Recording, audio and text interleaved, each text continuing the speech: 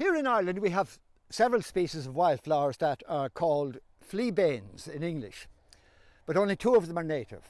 We have the blue Fleabane, which flowered earlier in the summer, and now we have the common Fleabane, which grows in wet, grassy places just like this towards the end of summer, around the time that the swallows are beginning to make plans for their overseas journey.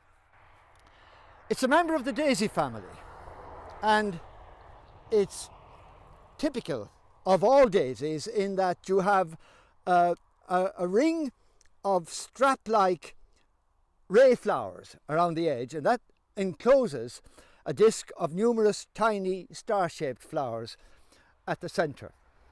Now, we have two other all-yellow daisy-type flowers in the flora, but this Fleabane is easily distinguished by the fact that here the ray flowers can number anything up to 100 or more, whereas in the other two common all-yellow daisy-type flowers the number never exceeds 15.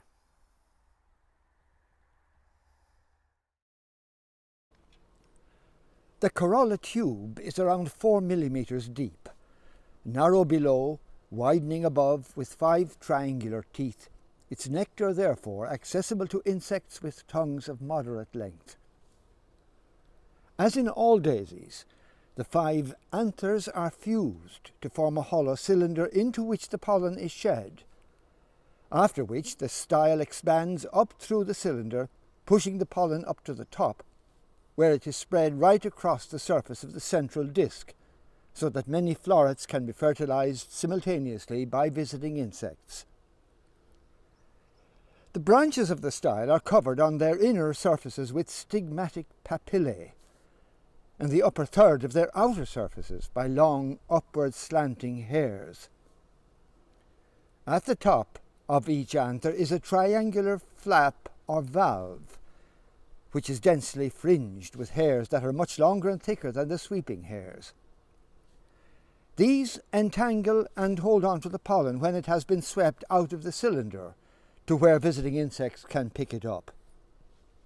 The forked stigma then opens out, spreading its 2 branches horizontally at first, then recurving backwards to pick up its own pollen should cross-pollination fail to occur because of the non-arrival of suitable insects.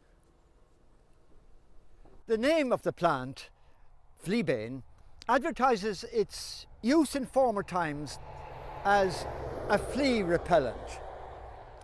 A bunch of the plant would be placed on the open fire, and the fumes, it was hoped or thought, would repel these unwelcome little household guests.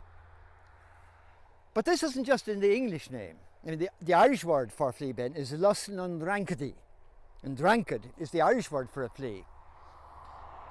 However, both names, in fact, really merely echo the scientific Latin name for Fleabane, which is Pulicaria dysenterica.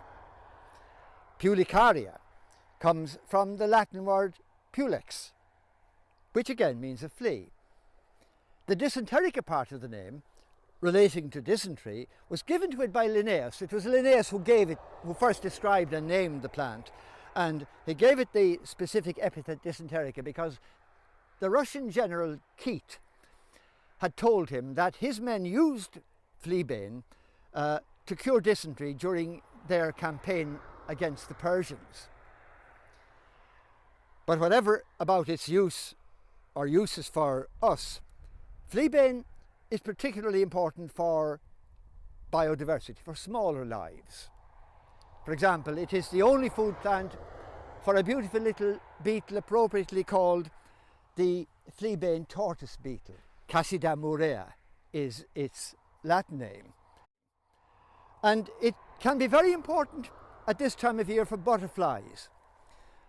At this time of year, because abundant sources of pollen and nectar are not as easily come by as they were earlier in the summer. And this is particularly the case because the nectar is readily available to insects with tongues of medium length. So hoverflies, mining bees like the Halictus bees, and many species of butterflies. Common blue would be especially attracted to them at times, and in some places the dingy skipper is common a little earlier in the summer. And if I want to catch a final glimpse of one of my favourite butterflies as the summer comes to an end, the small copper, this is where I will come.